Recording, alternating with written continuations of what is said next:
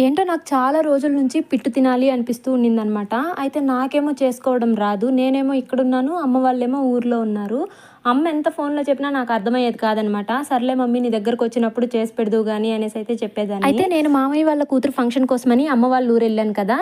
Day by day ఆ పాపకి ఎవరో ఒకరు వరసలేస్తూ ఉంటారు. వాళ్ళు పిట్టుని ప్రిపేర్ చేసి అందరికీ పంచుతూ ఉంటారనమాట. మమ్మీ దాన్ని ఇంటికి తీసుకొచ్చేది కానీ నేను తినకపోయేదాన్ని.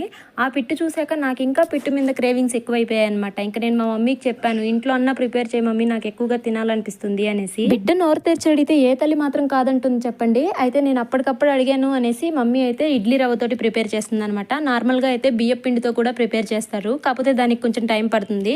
ఇన్‌స్టంట్‌గా అంటే ఈ ఇడ్లీ రవ్వతోనే త్వరగా అయిపోతుంది. ఇడ్లీ రవ్వని 2-3 టైమ్స్ బాగా వాష్ చేసుకొని, బాయిల్ చేసుకొని, అందులో తురిమిన కొబ్బరి, బెల్లము, ఇలాచి, నెయ్యి అన్నీ వేసి అయితే ఇక్కడ మిక్స్ చేసి, ఇంకా పిట్టు టేస్ట్ విషయంకి వస్తే వేరే లెవెల్, అసలు సూపర్ ఉంది. చాలా బాగా వచ్చింది. వీడియో నచ్చితే లైక్ అండ్ సబ్స్క్రైబ్.